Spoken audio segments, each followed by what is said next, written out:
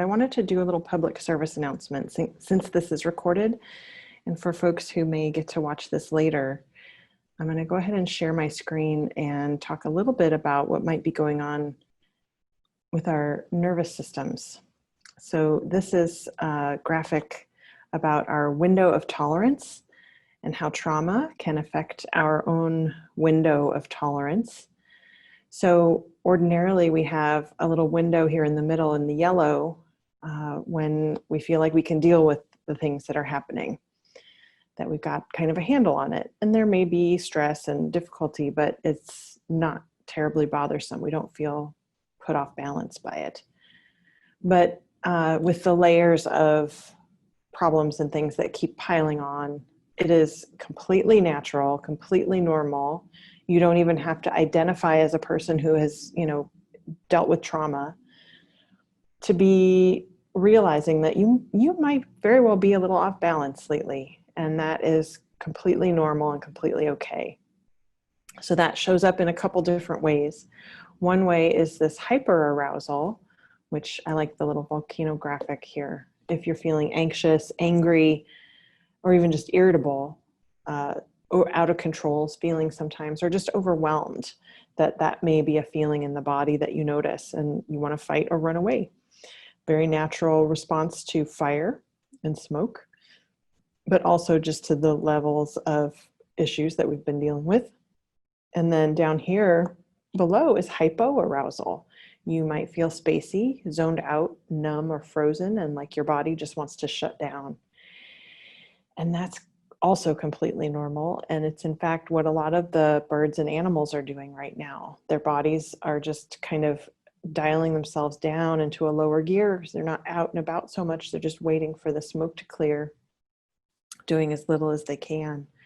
So all of these responses are just really part of our very wise system of evolution that's there to keep us safe. And so it's really a helpful thing to stop and just check in with ourselves and see what's happening. And from there, we can then ask ourselves what we need. How might we be able to help ourselves to feel a little bit more balanced? It may be that you need to take a really long nap or go to bed extremely early. And it may be that, you do that sort of cost-benefit analysis of the air quality in your home and a 20-minute workout, or even just, a 2 or 3 song dance party to move the body a little bit and get some of that energy out. So I just wanted to share that. And as we begin our meditation, which I'm going to go ahead and focus on self-compassion. We're all going through things right now, and sometimes that's the very best thing we can do is offer ourselves compassion. I'll begin with a quote from Martin Luther King about interconnectedness. He says, "In a real sense, all life is interrelated. All people are caught in an inescapable network of mutuality, tied in a single garment of destiny. Whatever affects one directly affects all indirectly. I can never be what I ought to be until you are what you ought to be. And you can never be what you ought to be until I am what I ought to be. This is the interrelated structure of reality." And what I understand is that some of the smoke from our forests is now in and over New York City. So we are in fact connected. So with that, let's do our best to be with reality, and finding your way to a comfortable seat.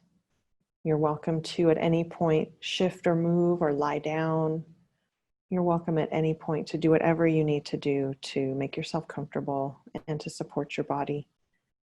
We'll begin with a bell if you'd like to bring awareness to that sound until you can't hear it anymore, just letting the mind focus on the sound of the bell.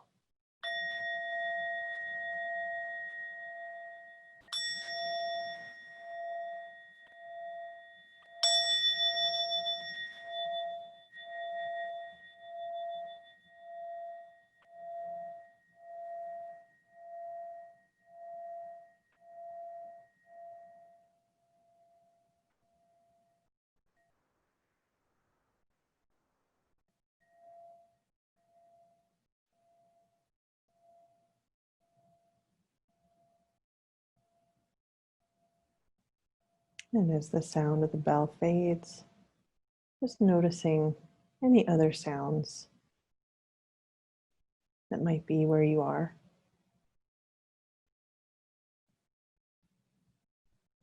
They might be continuous sounds or occasional sounds.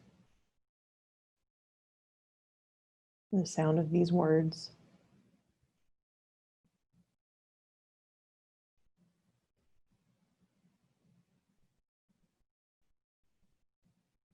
Just letting the sounds come and go as they do. They just flow through.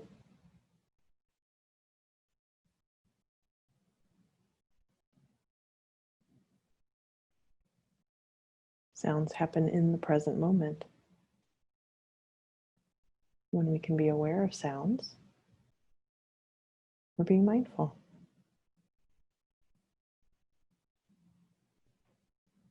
So in that sense, there's no such thing as a distraction.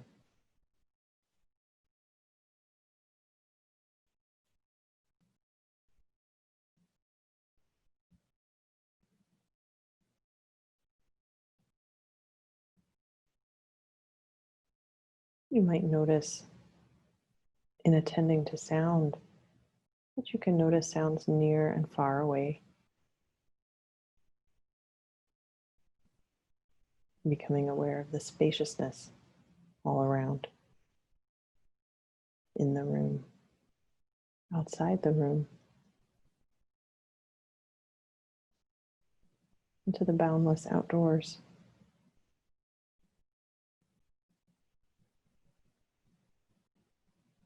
Where above the smoke and cloud cover, there's clear sky, endless space.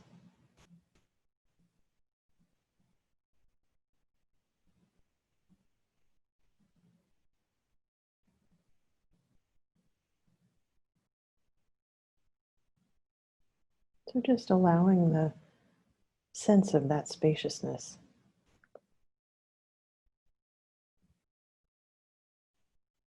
to be felt.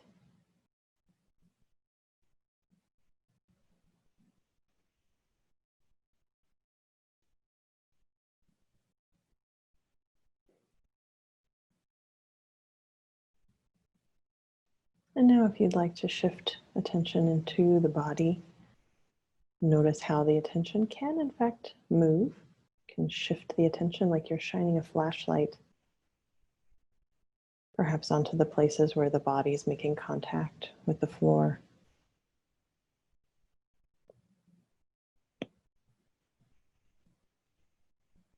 Just letting the body be supported by your cushion, the floor, your chair, ultimately the earth.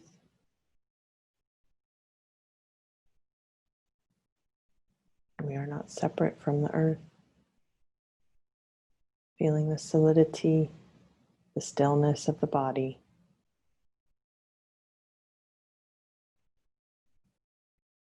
That shares this quality, this element of earth. And we're made from this.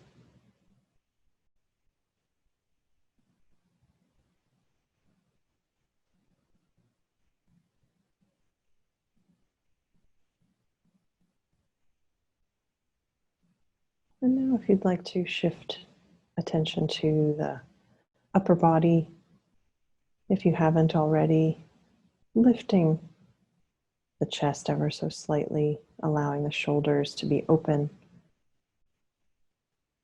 lifting the top of the head ever so slightly, tucking the chin.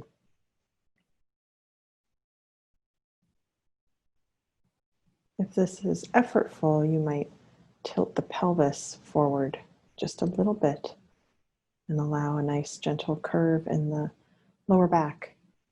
Allows the spine to support the upper body. And it allows the chest and belly to be open. Allows the breath to move freely.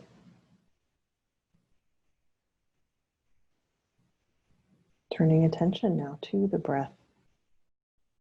And just noticing what's here for you, where you feel the breath most vividly. You might move the attention to the belly, feeling the movement of the abdomen.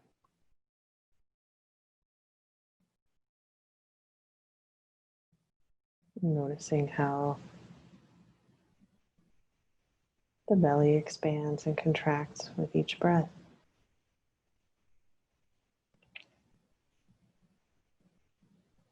You might take just a couple full exhales, letting the air out through the mouth as if you were blowing on a pinwheel or blowing soap bubbles, emptying all the way to the belly, letting the belly move towards the spine. And just allowing the inhale to be however it is.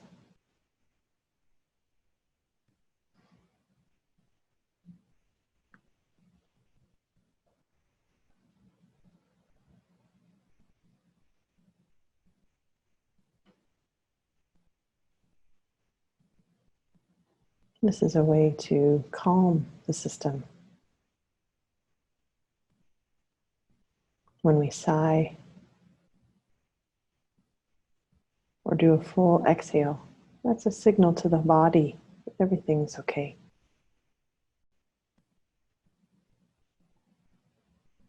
When we're anxious and breathing shallowly up in the chest, it can be helpful to just empty the lungs. It seems counterintuitive.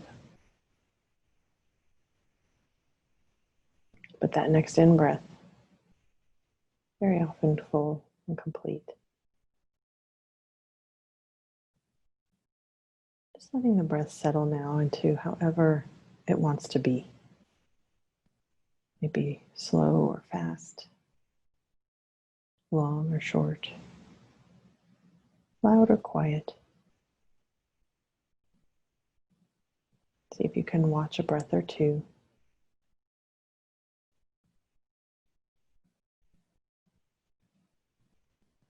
And just notice as we breathe that there are thoughts and there are feelings. This is perfectly fine. Not trying to eradicate thought or clear the mind. We're just being here with ourselves as we are. And breathing with whatever we find.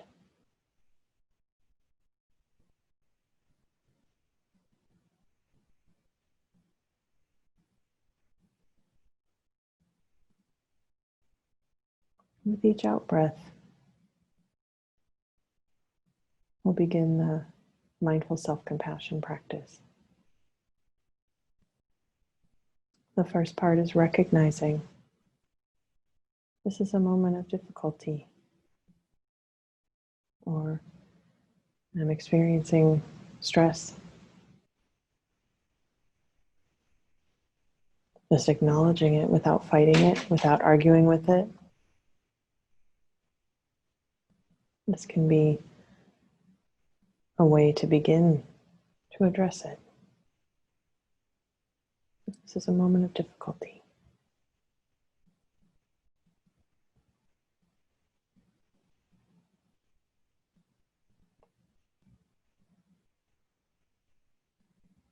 Acknowledging the thoughts and feelings around that, and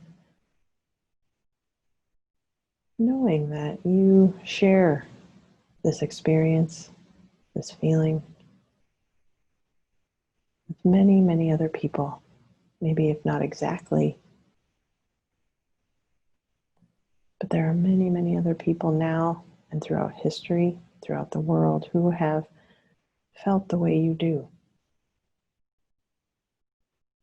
who have experienced very similar things. In this way, you're not alone. You can say on each out-breath silently to yourself, this is what it means to be human.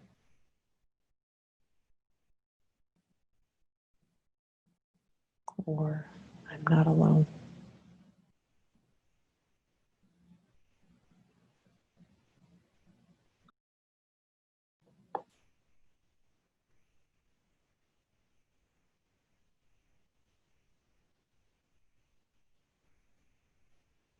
feeling how our difficulties connect us with so many people. This is what it means to be human. I'm not alone.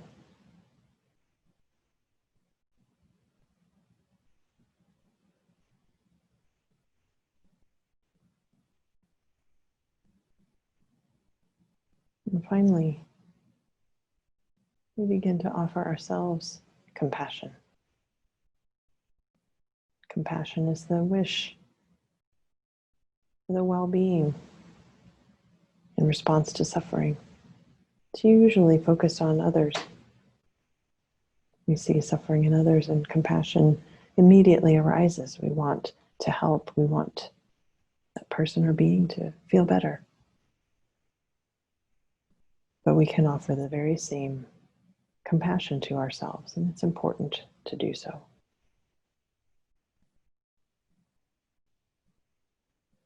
You can place one or both hands on the heart as a gesture of self-compassion, a soothing gesture. Or just hold one or both of your hands together as if you were maybe massaging them, or like you would rub lotion into hands. It can be a comforting gesture. Whatever's comfortable for you. In this practice of mindful self-compassion, you can say to yourself, may I give myself the compassion that I need? Or may I be kind to myself?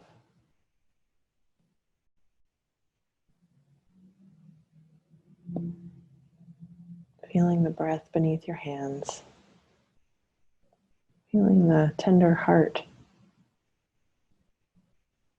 May I give myself the compassion that I need?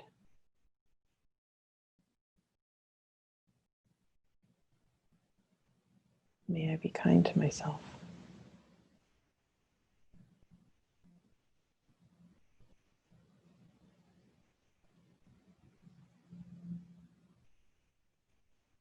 Feeling the warmth and aliveness in the hands. You might even feel the heartbeat. There's aliveness in the body. This tender, loving heart. May I give myself the compassion that I need?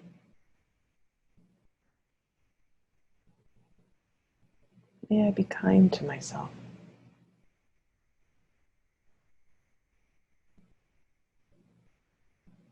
You can repeat this phrase with each out-breath or put it into your own words.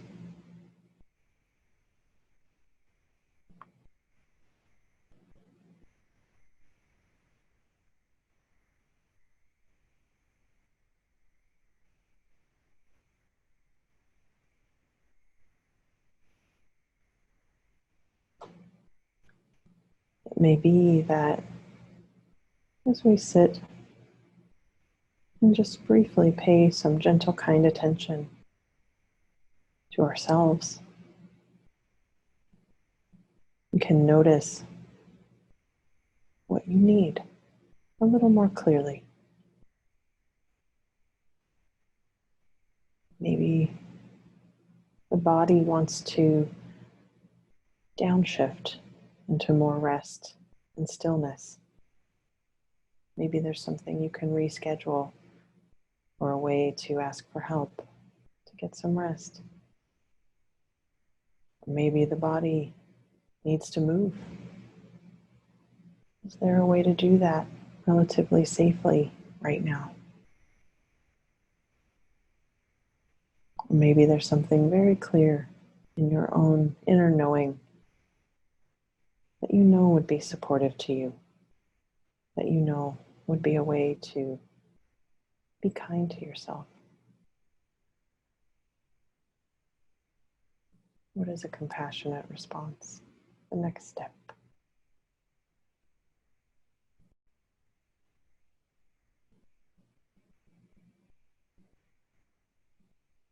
So as we prepare to close this practice of mindful self-compassion, just being sure to appreciate yourself for all of your efforts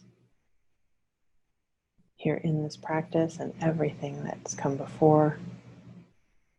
Appreciating your efforts through these difficult times. All the times that you were patient and kind, all the times that you were diligent and determined.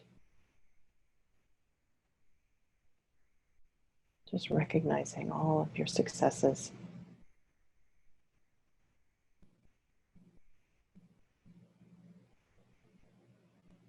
And as we close, knowing that this practice will help you with your own health and well-being and be of benefit to everyone else whose lives you touch.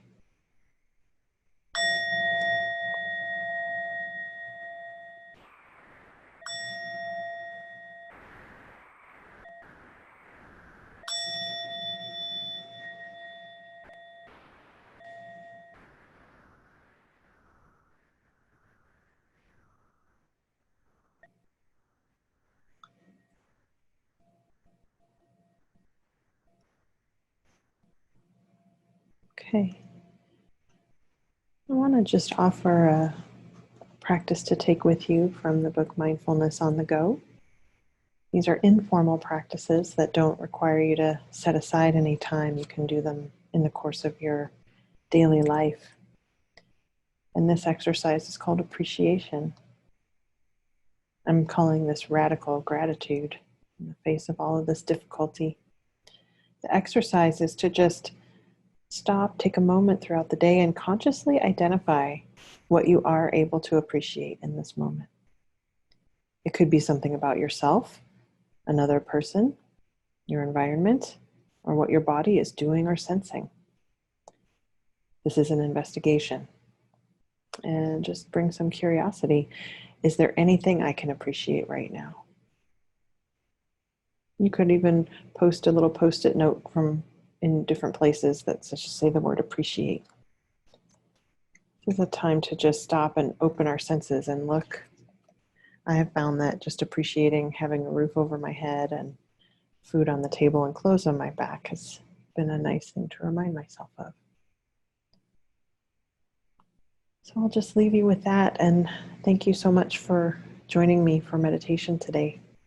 And I'll be offering this next week.